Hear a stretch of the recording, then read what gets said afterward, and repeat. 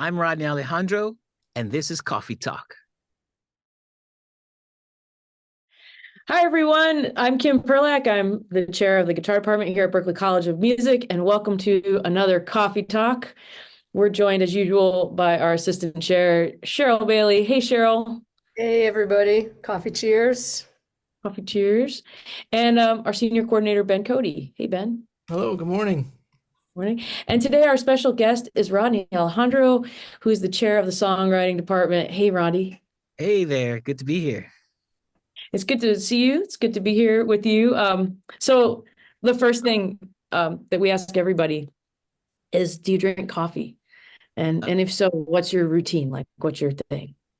I didn't start drinking coffee till later in life, and but when I found it, I became like all about it. I was like, where have I been with this drink my whole life? Like literally, like in my 40s, I found the coffee, and so I got way into it, figuring out how the beans are roasted and what the flavorings are. So fast forward to today, yes, I have a Gaggia espresso maker at home, the classic, with the three rocker switches, and then so I grind my beans. I have a Fellows grinder, so I grind the beans fresh every morning.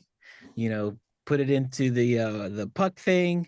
I don't even know all the terms, but put it in the thing, stamp it, even it out, stamp it, pour my espresso, froth the milk on the machine, and I do my own kind of flat whites every morning before leaving. And my favorite beans at the moment are Stumptown, the Hairbender roast. Yeah. Oh, that's great. What about the roast? Dark, light, medium? Like, what's your? Yeah, I most like the a lighter roast. Hmm? Uh, it's stronger for me, I think. And then I change in the day. I use something a little darker, so more of like a French roast where it's darker and more mellow, kind of, because I don't want to be hyped up. That's why the hairbender is called what it is because it gets you going. That's But always the myth about the roast, right? People think an espresso is stronger, but because it roasts longer, it burns off the caffeine. So it's more the flavor that's strong. So you totally got that right. And I think that lighter roast is probably great for a flat white. yeah, and I've been experimenting with other brands, but I still keep circling back to the Stumptown there. I'm not quite sure what keeps bringing back. Although I was in Brazil recently, and I mean, best beans in the world, it seems, at a little coffee shop. No milk, no sugar, straight out of the cup. And I was like, this is amazing. Whatever, however they were growing it, whatever dirt it's in, I don't know. But it was like amazing. So I brought some of those beans back, but now I'm out because, it was a trip to Brazil and it was a little coffee shop off this main road. No. So yeah, I enjoy coffee quite a bit. What do you do when you're at school or when you're traveling? Like, do you only do the coffee like when you can be at home with your machine, or do you have like a plan when you're away? The plan is to find uh coffee places when I'm traveling, just to experience the community, experience the different flavors of coffee, get me out of the hotel. But I try not to do. I definitely anything that's a chain is absolute last resort. Like I just need caffeine, and even then I'll try to find a Dr. Pepper, and if that doesn't happen, then it's maybe Starbucks. But I try to Yeah, find like unique places to visit. I like that. And I think that's something like we're moving forward with again, is that idea of like making it a social thing, like going to the place of the Yeah, neighborhood. correct. You In the very neighborhood, I have a list. I Google Maps all the know? coffee shops that I've visited around the world, from Perth, Australia, Stockholm, Sweden, Quebec, San Francisco, everywhere. There's gazillion stars that I try, and then and I have little notes that if I'm ever back in that area to try those again. Oh, that's such a cool thing. I got a new one for you to try. I'll tell you later. Sure. There's a new one that I'm really psyched about that's nearby. So that sounds great. So here's another question for you that we ask everyone, because a lot of people who listen to this are kind of new to the Berklee community. A lot of the entering students tend to listen to this to get to know everybody, and they're experiencing a lot of their first days at Berklee. And I'm wondering if there's anything for you that stands out about some of your first days coming here, like what your impressions were, something that you think about when you look back to that. When I came to college, No, when and you came to Berklee, I mean, I want to hear about when you came to college too, but like a specific Berklee well, I first guess day. my lens is I have two references. I have the reference when I came as a student, and then Right. of course as now coming here as faculty and now chair, it's a different experience, and I had some familiarity with Berklee, so it really is super different in that, Mhm. compared to what I attended in the late 90s. This is super modern. It almost makes me wish I could come to school now, with the facilities here and all that Berklee covers ground with, now in the music industry and in many areas and genres and those kinds of things. So it definitely feels like it's a way, uh, uh, it's a broader place for music. I felt back when I came to college, it was a certain lane that was there. So now I think Berklee's a great place where no matter how maybe outside of the mainstream your ideas might be with music, it's a great place to find yourself and find other people, actually community around that as well. For example, we hosted an anime artist here, and Mm. the one a former Berklee person with us, came as well. And what they said was when they were here, they could only find one other person that was into anime when they came to school 10 years ago. In the space when we had the artist here, there was like 60 people who were super into anime. Now, there's not a lot of those classes here at Berklee, but those people find their community, as small as they are, in a sea of 5,000 people here. So I think Berklee's a great place where if you love music, no matter where you come from and what kind of music that is, you're probably going to find some people for that community. So that's what's really cool about it. I think it's cool because I think there's a couple things in there that stand out to me. That idea that when you came here, like for a lot of us, music school has developed so much just in our adult life. Mhm. And the type of schools we went to are really different in a lot of ways than what's happening now. But you found a way to make it through that lane that was there in music school and then bust out of that and find some other things. And then coming back now as a chair and a faculty member, you're building the lane that wasn't there for you Mhm. when you were a student. And there's a lot of ways of looking at it, but could you talk a little bit about maybe what you learned from being in the lane that was, and then how you found your place in music when you had to build it yourself and start there. And then we'll kind of talk about now, like how your advice for navigating the new environment. But how'd you deal with the previous environment and then still find out who you are? I think when I came as a student, the great thing about Berklee then was its foundational tools that you were gaining through theory, harmony, ear training, and then through your major, there were great building blocks where once I left college, when I reached out into the areas of music that I wanted to be in, I wasn't necessarily a traditionalist when I came here. I didn't want to study jazz. I didn't want to play jazz. I was full on into the rock and roll space. I wanted to be in the pop world. So taking those foundational skills and being able to apply them as a way to put myself out into the other lanes of music that weren't being covered at Berklee at the time, to be able to have the confidence to understand the language, understand that I could step up to the plate and participate. So more than the tools and the techniques that I gained, I think it was the confidence, and Mm-hmm. and, and I think understanding that I could handle the situations that were coming at me, because typically at that time there were, Berklee, your level of study at Berklee is pretty high and intense and robust, that when you Mm-hmm. move to the industry and you start to focus on a certain lane, you may not have that much, breadth of work to do. You can really focus in on something and then use that tool set to kind of propel you into the space you want to be.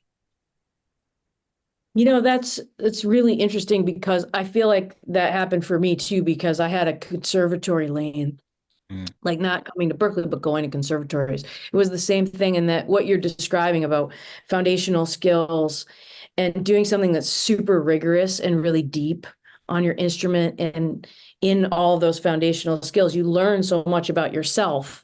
And it's like going through that process gives you this confidence. So you think like, well, if I can do that, and the pressure was on, and it was often on in things that like I would say to myself, well, why am I doing this? This isn't part of the tradition that I want to move forward.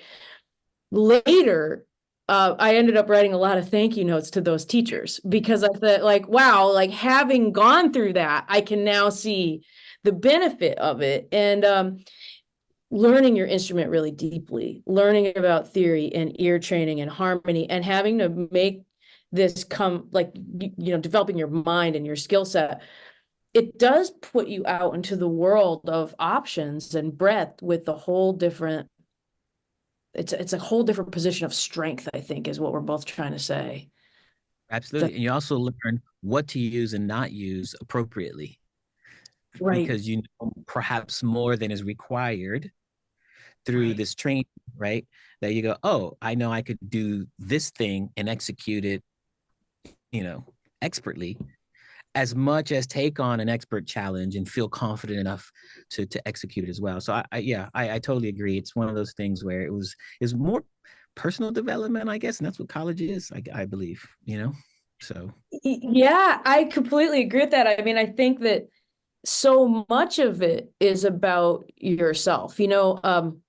There's a fellow faculty member here. He and I did something over the pandemic in conjunction with the music therapy department, for the music therapists, who are trying to get their thing together. And the title of our talk for the conference was "There Are No Musical Problems."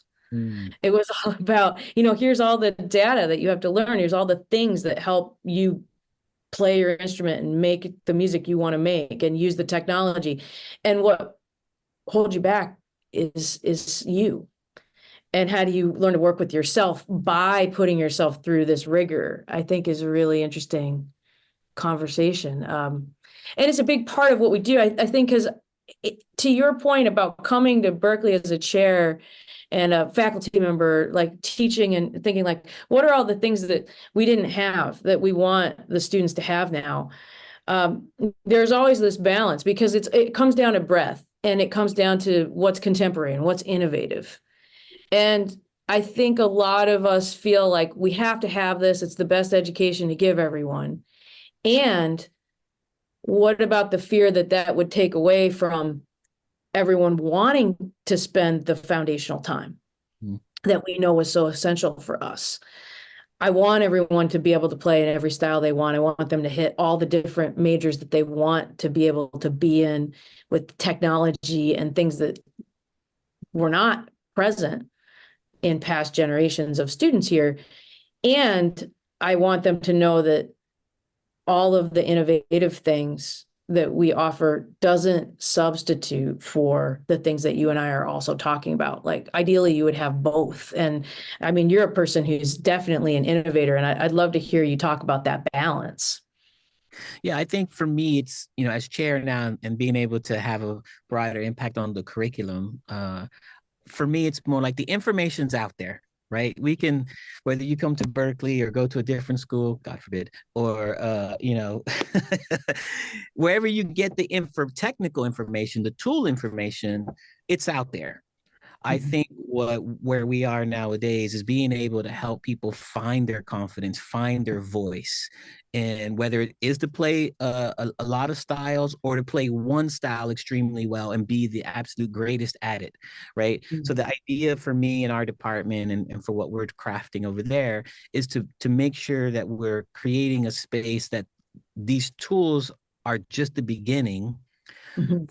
provide some confidence for students to be able to advocate for themselves, for them to be able to find their voice and use them. This industry is based on character and uniqueness. It's very rare you see two people with the exact same qualities of everything, and both at the highest levels. There's minor difference between one guitar player, even in the same genre of music, from one guitar player to the next guitar player, and that uniqueness is enough to help them find an audience. So the important thing is, and of course we know some musicians who may not technically be executing at even at an academic level, but they're doing well. They have their audience. So, how do you combat that when someone is saying, well, do I really need all of this? Maybe, maybe not. At the end, what you really do need is to know who you are as a creator, be able to voice that as a creator, and have some uniqueness that that other people can resonate with in order to perhaps make a living at it. Right. So I think part of the innovation we're trying to do is making sure that our tools and techniques that we are teaching our students is empowering them and encouraging them in their pathfinding, where they're trying to go once they leave college, because college is 4 years of a long adult life and a long career. And the idea is just to feed them with information that they can go find their path in their voice and their own. It's such a challenging time when you think about it, because I agree with everything you're saying. And we also know now that we're older that you just don't know where you're going to go. So when you're 20 and you say, I don't need this, it's like, well, maybe you do, and you don't know it yet. And we talk a lot in the guitar department about really trying to get comfortable now with the idea of like, you can be a colleague and you're not a peer. And that's like a lifelong thing, right? Like you're always going to have someone older, more experienced than you that you're working with, and then maybe younger and less experienced than you. And when you're in school, I really want people to say, like, on the way to your voice, allow yourself to be challenged by your faculty who are saying, actually, you know what? I'm going to need you to work really hard on this, even if you don't think you need it yet, because in 10 years, you may pull this out and it might be the best thing for you.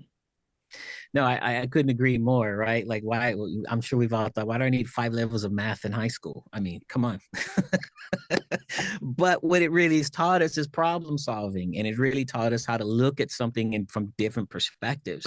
And that's how I see learning all these things about music, right? Learning about genres that I don't ever see myself working in was important, because it taught me how to then, how do I integrate something that I'm not used to into what I do, right? How do I make it useful? So I agree with you 100%. I think it is, some students want to learn the hard way, some want to learn the easy way. So eventually they learn. And I think that's the one good thing about Berklee is it exposes you to so many things that I remember classes clicking for me 5 years later, 7 years later. Like, oh, that's why we had to learn that. That makes so much sense now. And I think the reason for Berklee and the way we teach here is about a lifelong experience, a journey. It's not necessarily, I need to do this type of arrangement and performance because I get past this class. You might need to for that. But what you're learning, like you said, you might not need it now. But if you plan to have a career in music, you're probably going to, go back into that archive and go, I'm so glad I learned that, because that opportunity will present itself. Personally, you are a producer, you're a writer, you're an instrumentalist. You've done so many things in the music business. And I think there are so many ways we can go here, but you're the type of person that probably never said, well, I don't need to know how to do that because I'm just going to be a producer. Like you were doing every facet of everything. And so one thing I think would be cool for people to hear is like, if you picked any one of the focuses that you've had or you have now, like say, for example, starting with production, what are the things that you feel like informed your ear as a producer from being an instrumentalist and a writer? And then in turn, how does being a producer make you maybe practice differently or write differently, having had that other lens? Could you talk about that a little bit? I think what led me into production was that I enjoyed piecing all the putting all the puzzle pieces together. Like when I even started a band when I was younger, I just happened to take the lead and like, okay, you play this. Okay, you play that. Okay, let's see if it works. And a lot of times it was crash and burn. Sometimes we got lucky and it sounded decent. But I ended up learning how to like create parts. And this was long before Berklee, long before college. I was just learning how to kind of direct our traffic of the band. And then when we got an opportunity to go into the studio, I learned the word producer for the first time because I was the one making the decisions. Okay, play this. Okay, now break it, put a break there. And so that's kind of was that. And then when I learned what that was, I was like, oh, well, now there's a title, and let me go figure that out.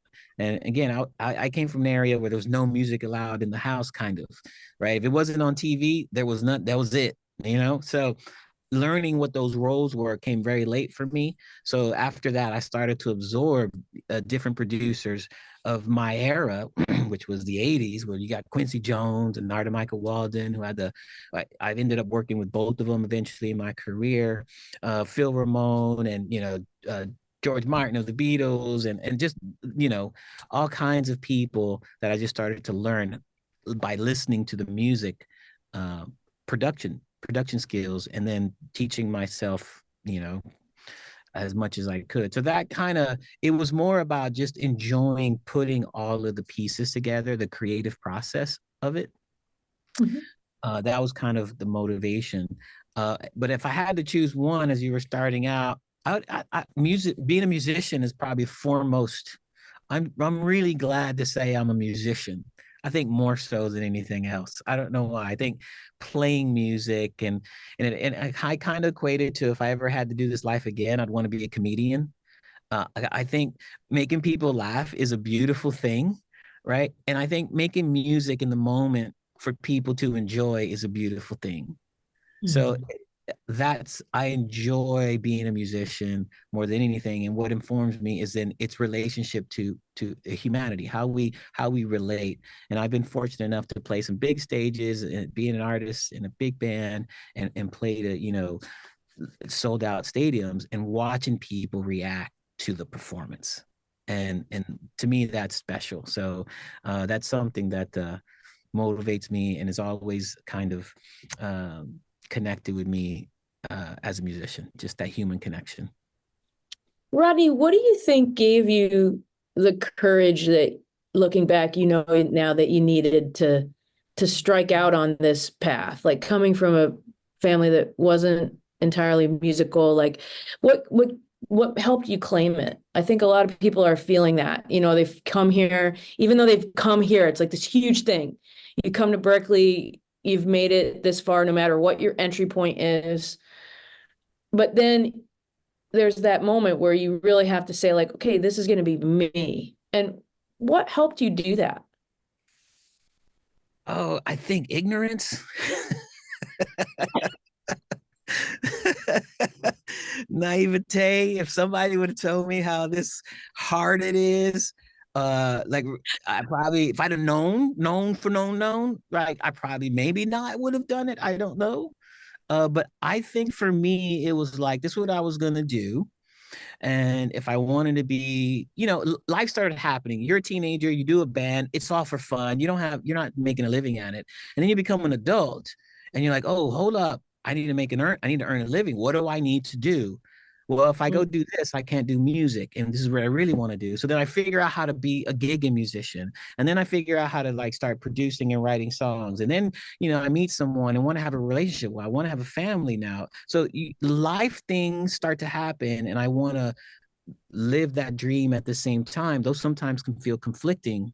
And especially from other people who may have limiting belief, or, all the musicians they know didn't turn out to much, right? So I'm now headed down that road. So I'm battling that situation. So for me, it was more like, no, I want to make this work because this is what I want to do. I want to be a musician. I want to have a full-time living as a creator.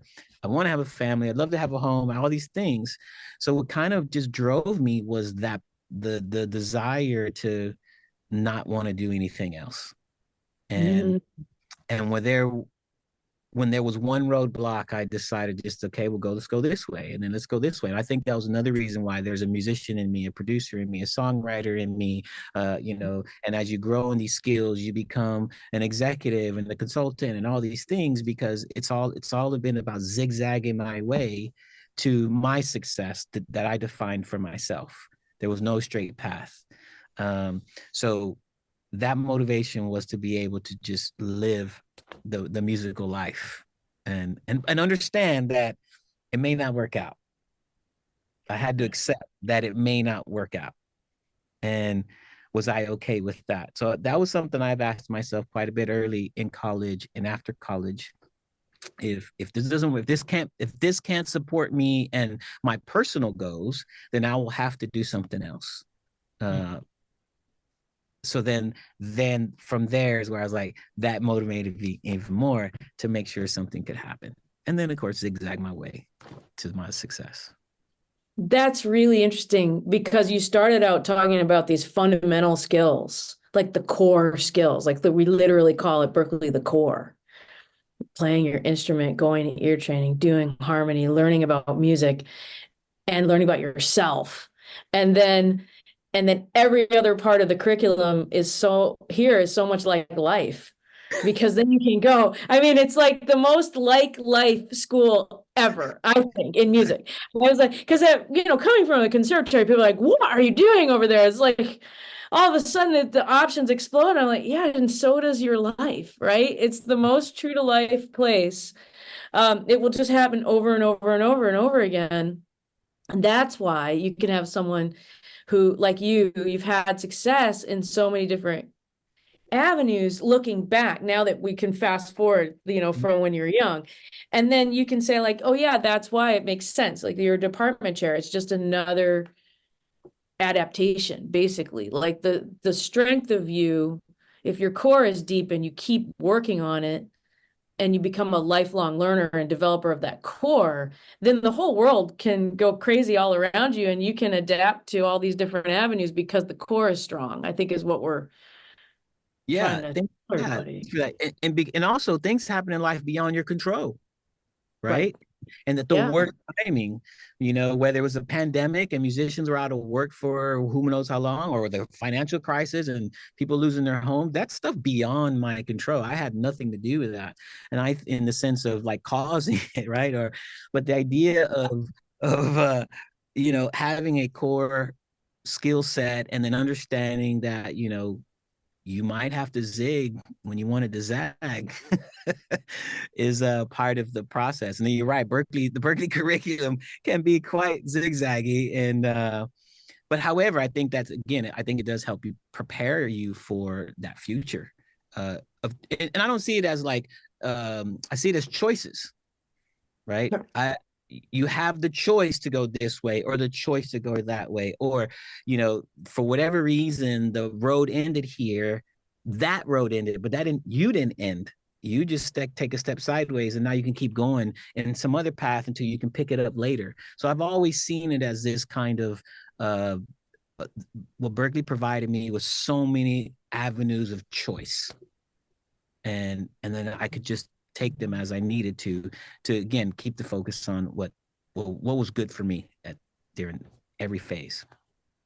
That's really cool. I want to make a brief confession before I turn it over to Sheryl. So to your point about the world changing, like sometimes you feel, right, like you're on this trajectory that you can't be thrown off. And in 2020, at the end, very, very end of February, I was sitting in an airport after having played in this festival. And I remember thinking like, this project is so strong right now. And I actually thought in my head, in the airport in Baltimore, I thought, nothing could derail it. The whole world would have to literally shut down. And It was your fault. I'm so sorry. I told our friend that the other day, and he was like, "It was you." I was like, "I'm sorry, I didn't." Sorry about that. I apologize. But see, we all made it. Like we all made it. Of course, we did. And yeah, you're right. Those are things beyond our control, and sometimes those things happen. So how do we bounce back? That's important as well. Yeah. Hey Sheryl, as you're listening to this, what's coming up for you? Yeah, it's interesting that you use that term zigzag, because one of my favorite quotes from this podcast was an interview we did with Guy Van Duzer, who's on our faculty. He was a veteran statesman, we should say, of the Chet Atkins style. And he said a great thing about your career. He said, in the moment, it feels like you're zigzagging, but when you get on the other side, it actually looks like a straight line, because you develop that adaptability to go in these places. And also, it also reminded me, now you probably remember, I'm drawing a blank on the guy's name. He's a guitarist and composer, and he had a show on Broadway called Passing Strange. And he's done some other things, but one of the things I remember about this guy, it was, it was an autobiography musical of his life.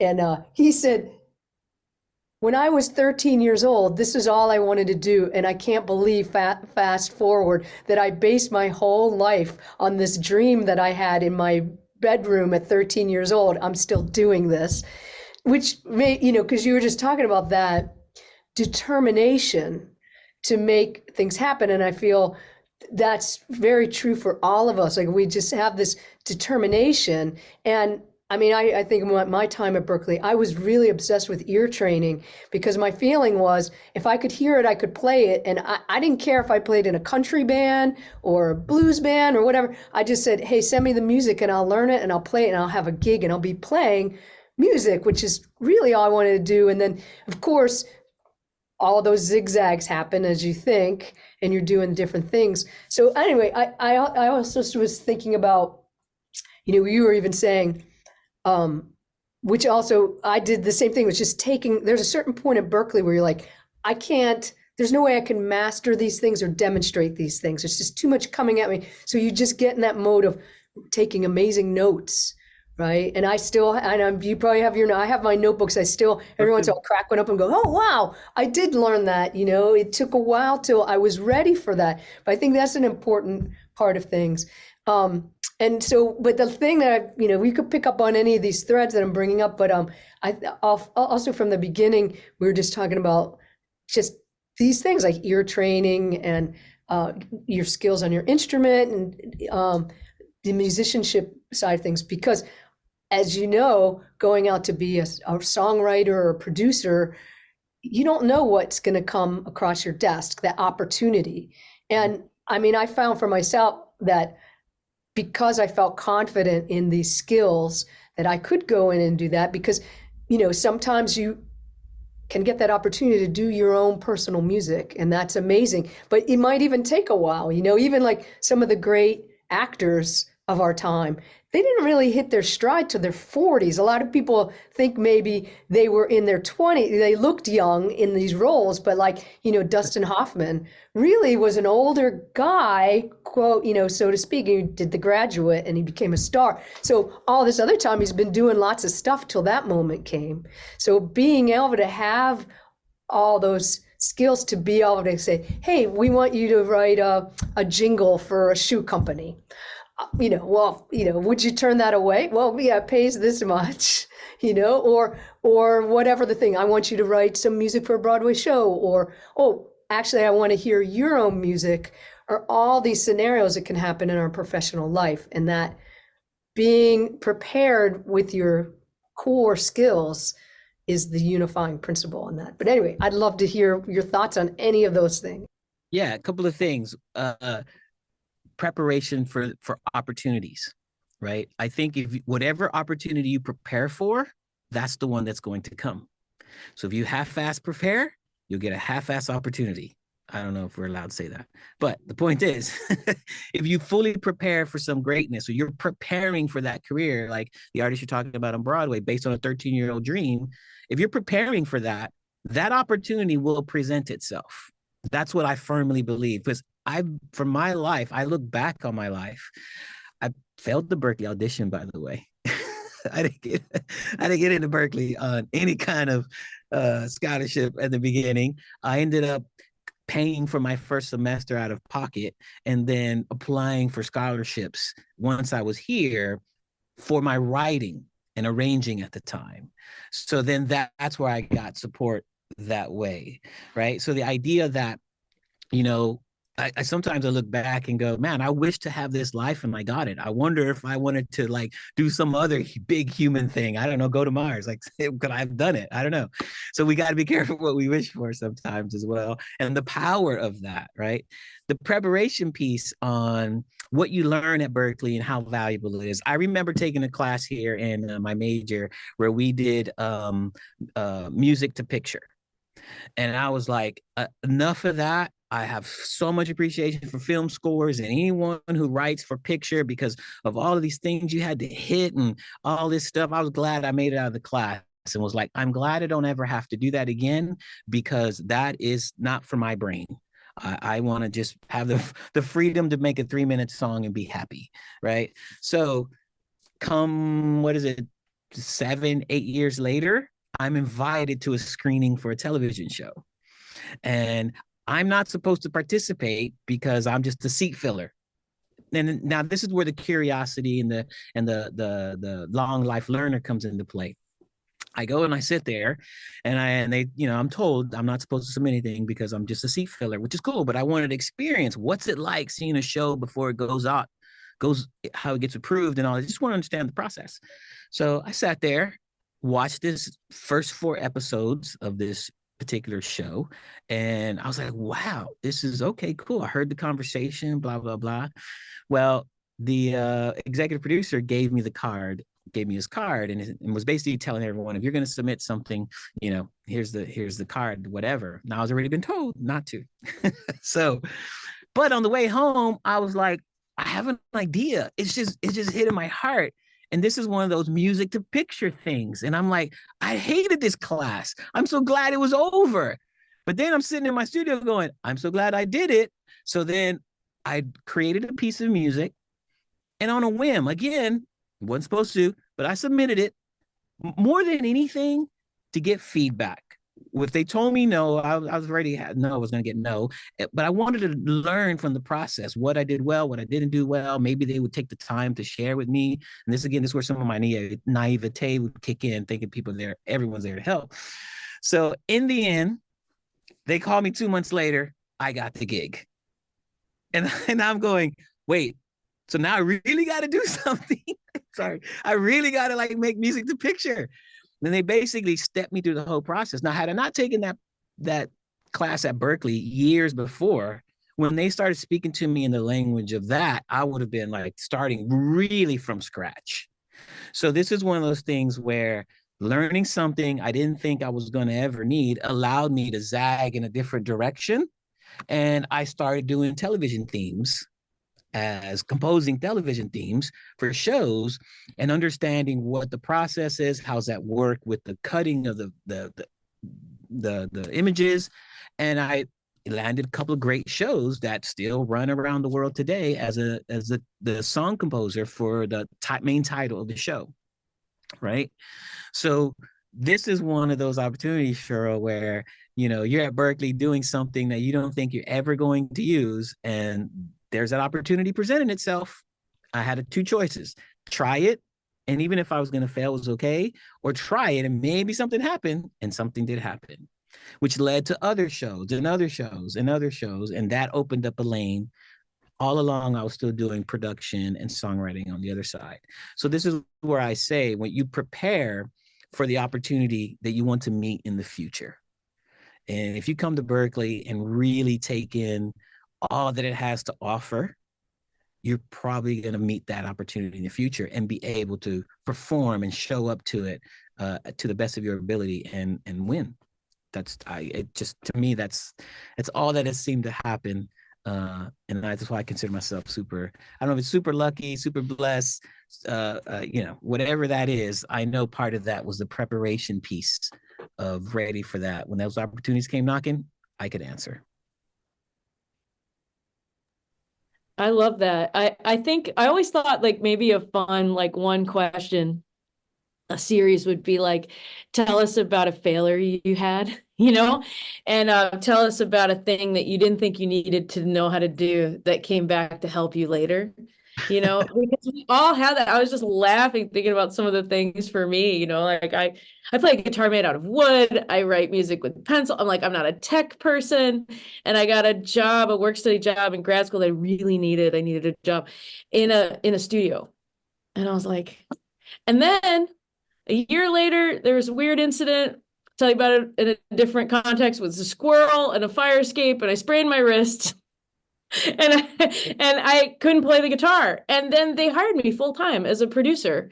And yeah, and then I did a bunch of like freelance for different record companies, mapping sessions and all that stuff. And I have this skill set, like, that, and I loved it. Like I really thought almost changing gears in my career.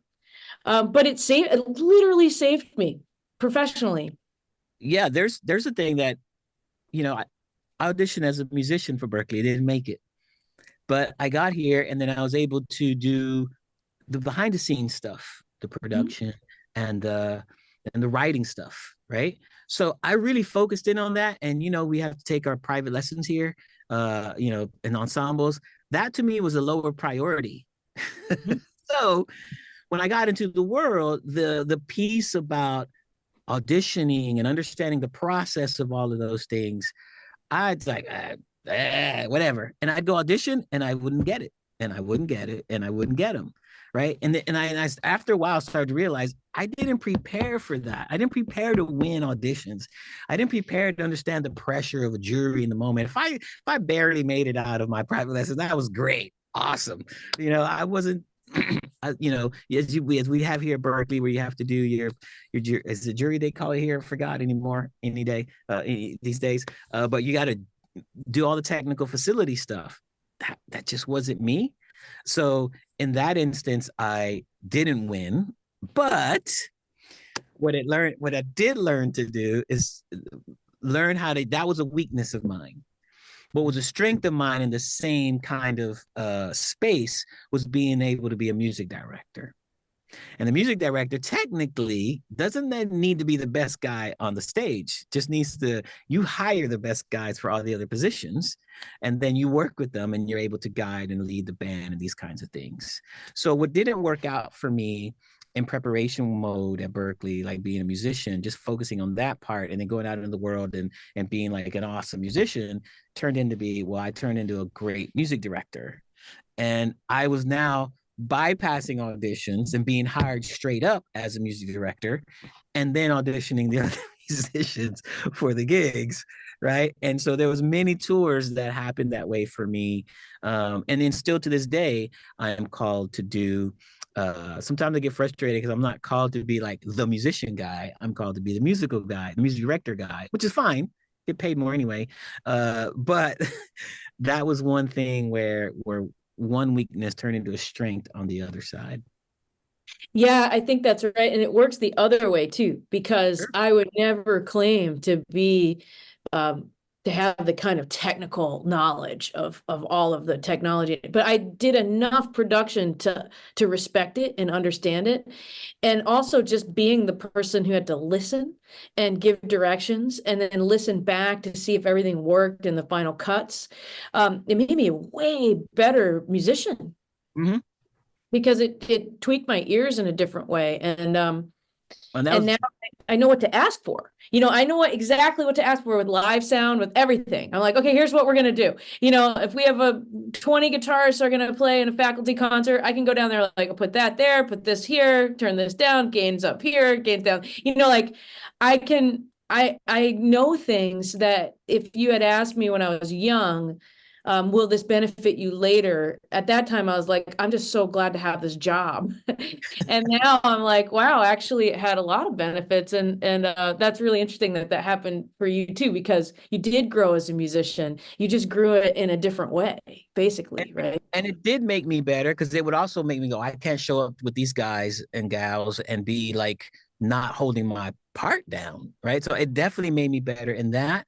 And it also, like you said, you learn a vocabulary, you learn a way of think the things, what is possible and not possible, that even in the role, if I know I couldn't do it, I know the musicians around me could do it. So the idea of executing a plan was still happening whether it was I was able to do it or to know at least, well, I know I can't play that, so this other keyboard player is going to play that, and it's going to be amazing, right? So just to learn that mentally and know that, again, that helps build the confidence and it helps allow us to step up and show up for those things. And, you know, again, all my formative years at Berklee here, I wear that Berklee brand proudly because it really did allow me to have the life that I wanted to have, which was just full-time music, even when things were slim. I you know, for 35 years, I was independent, entrepreneurial musician, doing everything from writing, producing, playing, music directing, promoting concerts, running a record, everything was all kind of based on my experience here. So a lot of things I didn't know I was going to need at the time eventually came into play for sure. For sure. Yeah. Ben, okay, this time Ben has a question he asks everyone. So you want to start with that, Ben? Yes. So, what is one question that you think Berklee students should be asking while they're here that they're not thinking about asking, that they maybe don't know to ask, maybe it's just not on their radar, but what's something that they should be looking at and Be asking? asking themselves, why do I want to be a part of this miserable business? That's what they need to ask themselves. No, I think that the question they should ask themselves is, how can they make the most of this opportunity? Berklee is like a microcosm of the industry in many ways. And I mean, we were saying earlier, a bit of, you know, mimicking life and how we zig and zag between our core and then our electives, right? The question is like, how, even if you may not know what you want to be when you're done with Berklee, the question is, how can you make the most of this time? Because I don't know of another place in the world where you can go and be around 5,000 like-minded people with music who want to make music.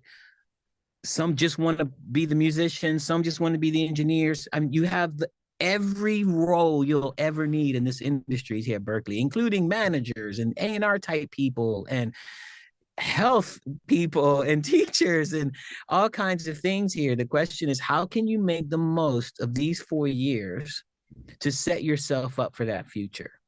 And one thing I did accidentally is really try, when I was at Berklee, a lot of the work that I did in the industry came through Berklee grads, that we all kind of worked together on various projects. And then so that just propelled themselves. So as I'm building my career, they're building their careers, and everyone's kind of rising up the ladder of this industry. But I don't know of another place where there's that many people that I have access to, of course, with facilities and technology and curriculum, where you can really use this like a boot camp to set yourself up for when you're done with college and to launch yourself in whatever your definition of success is for you in your career.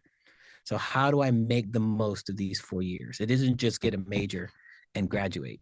It's how many people can I know? What are the right courses to take?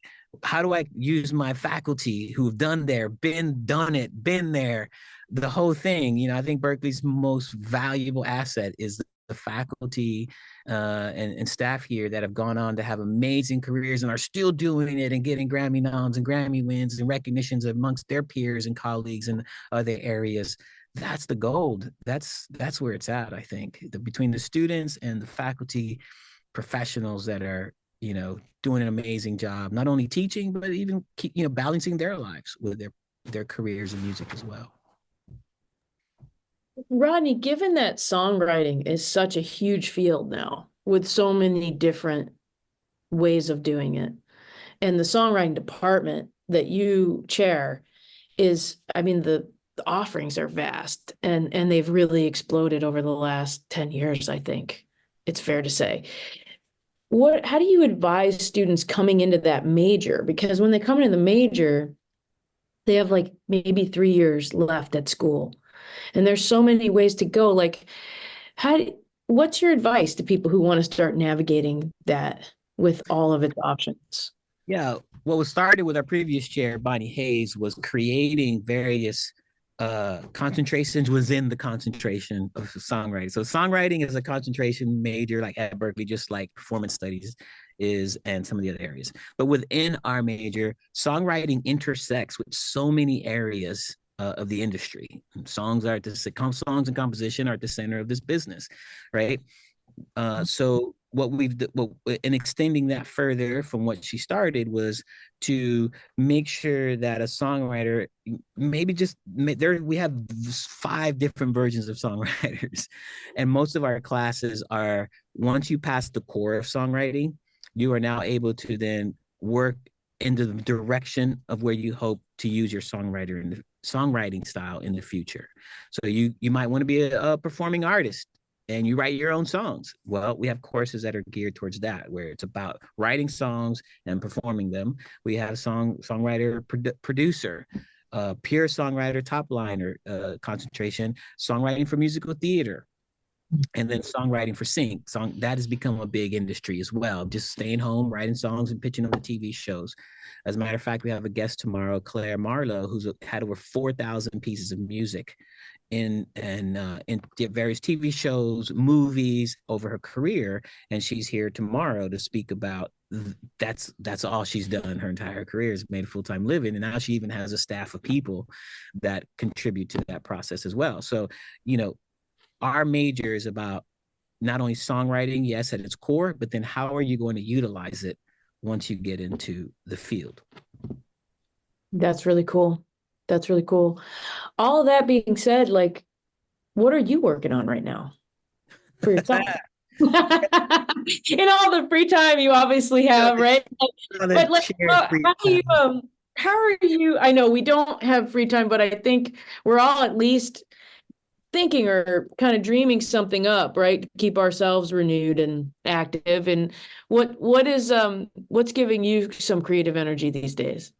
Yeah, I try to stay active. I think, my first time around the academic year as chair, I kind of minimized my activities outside of the office there. But now that I've kind of a feel for what the role is and what we're doing, and find where there's pockets of opportunity, I'm now back active. So last summer I worked on a record with a Zydeco artist named Sean Ardwan, and we had a lot of great visiting artists. We had Kingfish on there, we had Eric Gales on there, some amazing guitar players on this record. And then from there I've been writing with a young artist from Ecuador, an artist from Panama, another artist from Colorado. So we're doing a lot of Zoom sessions. We're doing some in-person recording sessions. So writing and producing is still kind of my main thing. And then pitching songs, I still write with some writer friends that I have. Spend a couple of hours or so writing, and then we pitch. And so we have some songs on hold at some major labels at the moment. So not only trying to lead the songwriting at Berklee, but staying active myself, because the industry is ever evolving, especially in the songwriting space. Things change in so many ways so fast, it seems like. But in order to stay active and stay kind of up to date in what we bring to the students is part of my role. And I like to encourage our faculty to do the same. So we have some faculty that are working on some really good big records, which is great for the students because they're bringing that real world experience into the classroom. That's great. Hey, Sheryl, what's on your mind? I thought this was a great conversation. Again, Rodney, thanks for joining us. And I gave a lot of insight into really, what's it like to go out there and do the thing.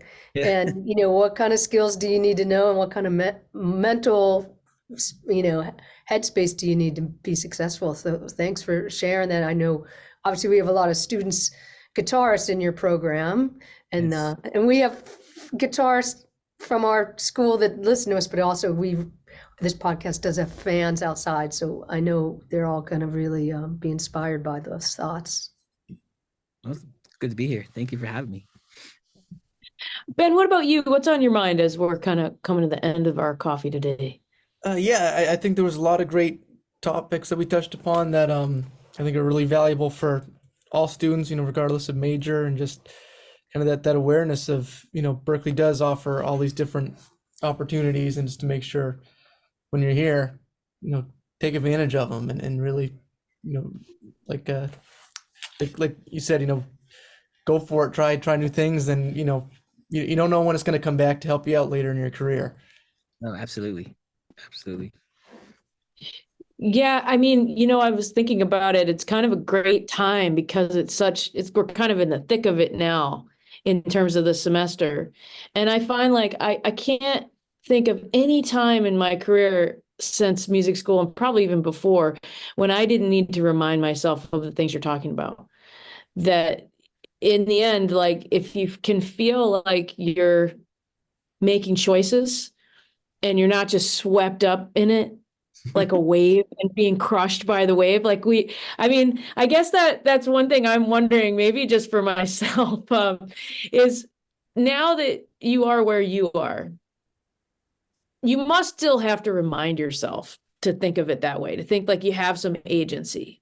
Like how do you find your confidence when you do feel a little crushed by everything that's coming at you or all the challenges or even all the options? Like, how do you kind of pull yourself above water? Do you have some strategies for that you Yeah, can I leave love us with? that question. I love that question because it's one that, I don't think we talk about enough because no matter what your journey is in life, we face challenges and we have to figure out how we recalibrate when those challenges do occur, whether it's a world pandemic or just personal challenges, right? So in some ways, I find that I love making music. Would I be happy just doing it by myself in my house? Absolutely. But it brings me even more joy sharing it with other people, sharing the creative process with people. So to me, that's part of community for me. That is part of what gives me uh, you know, that feeds my energy, right? And I don't always feel confident. I mean, when you get rejected for something you feel you fully prepared for, and that opportunity came and you didn't get it, of course your confidence is going to be, knocked on a little bit. But I find that I understand that it's almost a numbers game as well. The more I pitch, the more I'm creating more opportunity. The more I put myself out there, the more I'm creating opportunity. And that's all I need, right? I feel like with the skill set I've learned along the way, that if life opens a door for me or an opportunity presents itself, I can take a shot. And one way to create more opportunity is to put myself out there, right? And I'm naturally kind of a shy person, even to this day. If I go to events like in LA or something, I'm not the first one to usually speak, but I have to then talk to myself and be like, hey, we have to get out there. We have to put your name on the hat. We have to take a shot, you know. That way it's good. It's good so that you have I may not win that particular situation, but at least my name is out there now and I can follow up on that. So instead of looking at it like I'm trying to make this massive leap into some area of success, I just remember baby steps along the way. And if I plant good seeds along on those baby steps away, chances are there's going to be a harvest there for me, uh, either when I'm ready for it or when I least expect it. Either way, it will be there for me, taking the smaller chunks and understanding that this, for me, it was always going to be a career. I wanted to do it forever. Not just get lucky and perhaps try something and then I'll take it from there if I get there. No, I wanted to be able to do this long term. So part of that confidence comes from just knowing that there's going to be ups and downs. That's okay. And we will make it, we'll make it through. There's a lot of faith in there. And I think that's a nice way to Yeah. to end today's hang with the four of us. Is have some faith in these cold middle days of February or March. But by the way, I'm bullish though. I think the music industry, for those who are coming to Berklee and wondering what's going to happen with the future, when you consider technology and all these things, I think that more than ever, music is part of everyone's life, and technology's made music way more available, right? Mhm. We've got a gazillion networks that put music to television shows. We have gazillion outlets for music to be heard all around the world. So now, to me, this is one reason why I wish I was coming to college now at 20, at whatever young age, because the future to me appears super wide open and super opportunistic to just find my place in music and be able to create something out of that. So I have that faith in the music industry moving forward, given all the changes and developments that are even coming our way. I agree 100%. And more, we have alums coming back this semester who are playing for a living, whether they're playing on people's records or projects or playing live. It's, the future is being built now by all of you who are young, and it's a real honor to be here. But I share your optimism. So coffee cheers to that. Coffee cheers to that. Today. Everybody out there, thank you so much for being with us for this really great hour. Thank you so much, Rodney, for being our guest. Thank you, Sheryl Bailey, and thank you, Ben Cody. And everybody, we're going to hang out for a little longer. We're going to dig into more coffee, but we will be with all of you on the next Coffee Talk.